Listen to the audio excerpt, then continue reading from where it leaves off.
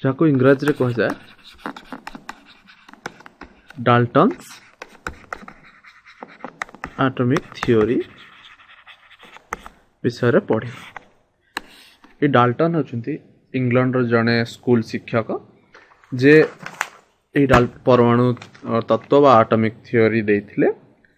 ତେବେ ଏଥିରେ ଥିବା ପଏଣ୍ଟ ବା ସ୍ୱୀକାର ଗୁଡ଼ିକ ହେଉଛି, ପ୍ରଥମେ ପ୍ରତ୍ୟେକ ପଦାର୍ଥ ଅନେକ ଗୁଡ଼ିକ କ୍ଷୁଦ୍ର କଣିକା ଦ୍ୱାରା ଗଠିତ।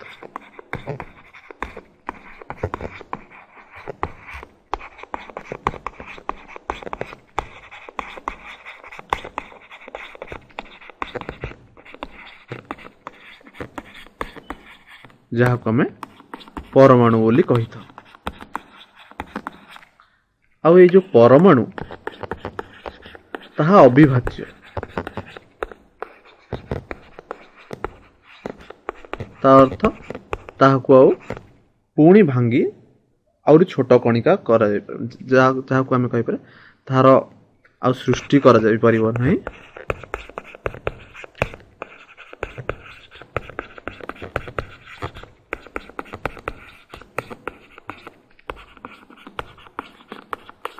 କିମ୍ବା ରାସାୟନିକ ପ୍ରତିକ୍ରିୟା ଦ୍ୱାରା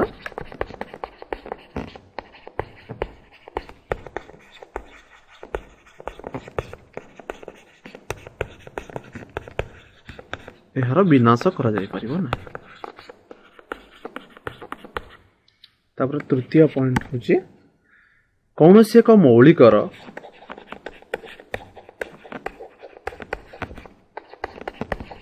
ପରମାଣୁ ଗୁଡ଼ିକର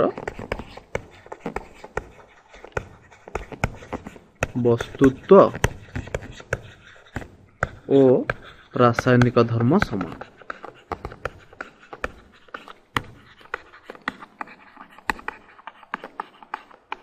ତାର ଅର୍ଥ ହେଲା, ଯଦି ଆମେ ଅକ୍ସିଜେନ ବା ଅମ୍ଳଜାନର ଉଦାହରଣ ନେବା, ତେବେ ସେଥିରେ ଥିବା ପରମାଣୁ ଗୁଡ଼ିକର ସମସ୍ତ ଅକ୍ସିଜେନର ଯେଉଁ ପରମାଣୁ ତାର ବସ୍ତୁତ୍ୱ ଏବଂ ରାସାୟନିକ ଧର୍ମ ସମାନ ଆସିବ।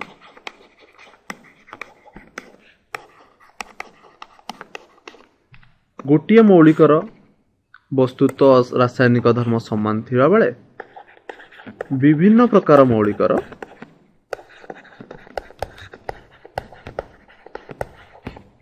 ବସ୍ତୁତ୍ୱ ଓ ବିଭିନ୍ନ ମୌଳିକର ପରମାଣୁ ଗୁଡ଼ିକର ବସ୍ତୁତ୍ୱ ରାସାୟନିକ ଧର୍ମ ଭିନ୍ନ ଭିନ୍ନ ହୋଇଥାଏ।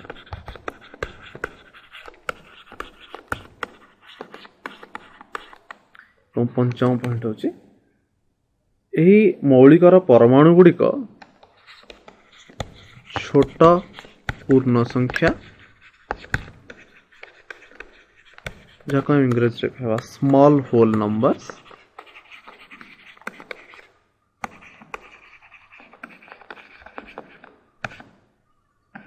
ରେ ସଂଯୁକ୍ତ ହୋଇଥାନ୍ତି। ତେବେ ଏଇ ଯେଉଁ ଡାଲ୍ଟନଙ୍କ ପରମାଣୁ ତତ୍ତ୍ୱ, ଏହା ବିଜ୍ଞାନର ଅଗ୍ରଗତି ଦ୍ୱାରା ସଂଶୋଧିତ ହୋଇଛି ଏବଂ ଆମେ ପରମାଣୁ ଠାରୁ ମଧ୍ୟ କ୍ଷୁଦ୍ର ଅବପରମାଣୁ କଣିକା ବା ଯାହାକୁ ସବ୍ ଆଟମିକ୍ ପାର୍ଟିକଲ ବୋଲି କହିଥାଉ, କ୍ଷୁଦ୍ର ଯାହାକୁ ଆମେ ଅବପରମାଣୁ ବା ସବ୍ ଆଟମିକ୍ ପାର୍ଟିକଲ କହିଥାଉ, ଏହି ଅବପରମାଣୁ ମଧ୍ୟ ରହିଛି, ଯାହା ବିଷୟରେ ଆମେ ପରବର୍ତ୍ତୀ ଅଧ୍ୟାୟରେ ପଢ଼ିବା। ତେବେ এই যে পরমাণু, এই পরমাণু আকার এবং রিয়াকশন বা প্রতিক্রিয়া বিষয়ে আমি পড়িবা। যদি আকার দেখিবা, গোটিয়ে প্রথমে এক্সাম্পল নেবা আমি হাইড্রোজেন।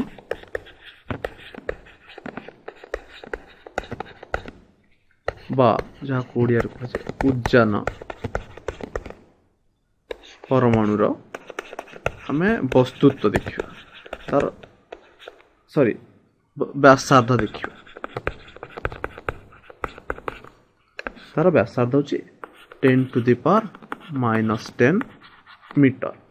आमे जो बाली कणिका देखुचे बाली कणिका अति क्षुद्र बाली कणिका तार व्यासार्ध 10⁻⁻4 मीटर। तेबे आमे जो ए दुईटर व्यासार्ध देखिले बाली कणिकाटा उज्जान परमाणुर व्यासार्ध ठारू 10 कोटी गुण बड़।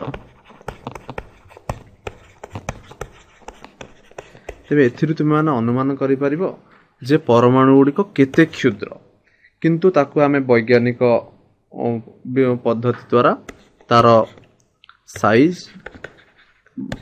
साइज बा व्यासार्ध आमे मापी पारुछे। आउ एई परमाणु समस्त प्रकार रासायनिक प्रतिक्रिया भाग निये।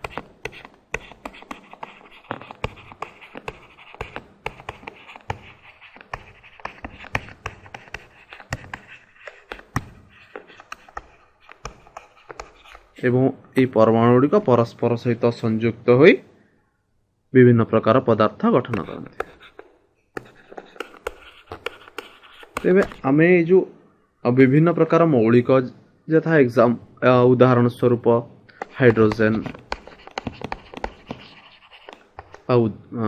ऑक्सीजन रो उदाहरण नबा।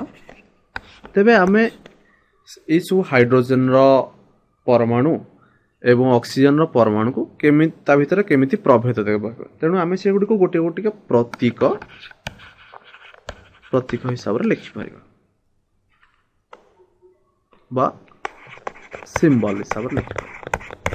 तेबे प्रथमे एई प्रतीक गुडा लिखिया पई डाल्टन केते गुडी प्रतीक देइथिले जहा को आमे लिखि पारा जंती हाइड्रोजन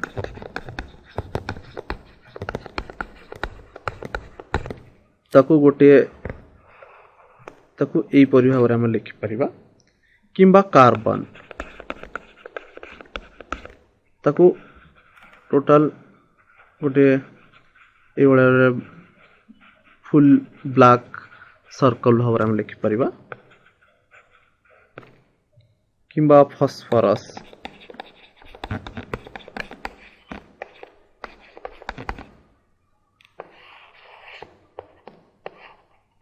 ताकू आमे एई परि भाव रे लिखि परिबा। कॉपर को सी एई भाव रे लिखि परिबा। गोल्ड बा सोना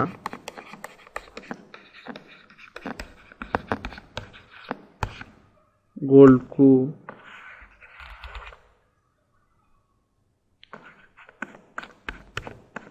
एई परि भाव रे लिखि परिबा।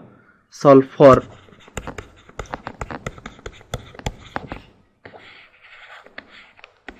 कोई भाव रे आमे लिखि परिबा, किंबा लेड को सीसा को आमे एई भाव रे लिखि परिबा। किंतु एई प्रत्येक मौलिक पई एई भली गोटे गोटे प्रतीक लिखिवा असुविधा। तेणु आमे ताकू सहज लिखिवा पई बर्जिलियस को मत अनुसार गोटिए किंबा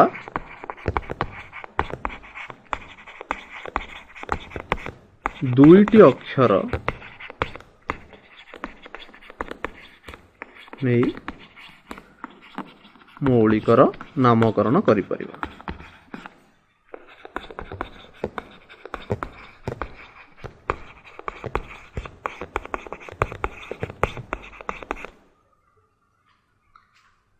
आउ एई नामकरणटी IUPAC बा internal union of pure and applied chemistry जहाँ को ओडिया रे कहा जाए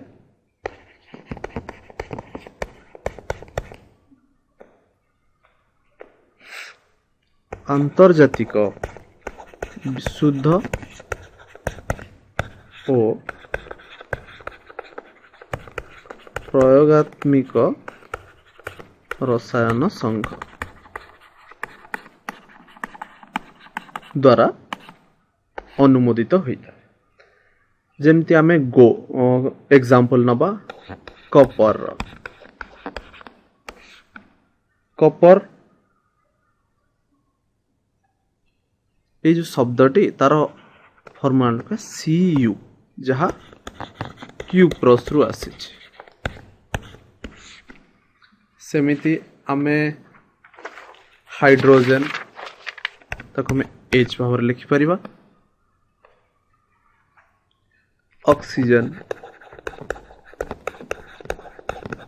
तक हमें O भाव लिखि परिबा यदि आमे आ गोटे मौलिक ना जहाँ ब्रोमीन ताको आमे B स्मॉल r लिखि नॉट B कैपिटल R एटा भूल एटा ठीक तेबे एथिरे आमे जानि परिबा जे प्रथम अक्षरटी समस्त प्रतीकर जदि सेटा दुई अक्षर विशिष्ट होता है तेबे प्रथम अक्षरटी कैपिटल लेटर रे और द्वितीयटी स्मॉल लेटर रे लिखा जाए। तेबे आमे प्रथम रु देखिबा जदि हाइड्रोजन हाइड्रोजन रो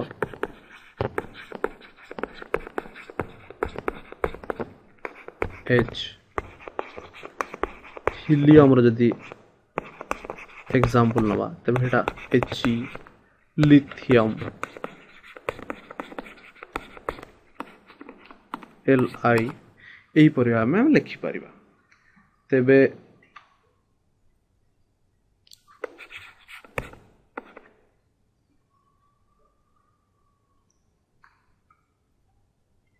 और एमिति गुड़ाए शब्द अच्छी जहाँ रो मूल शब्दटा लाटिन रु आसीछि जेमिति आयरन वा लुहा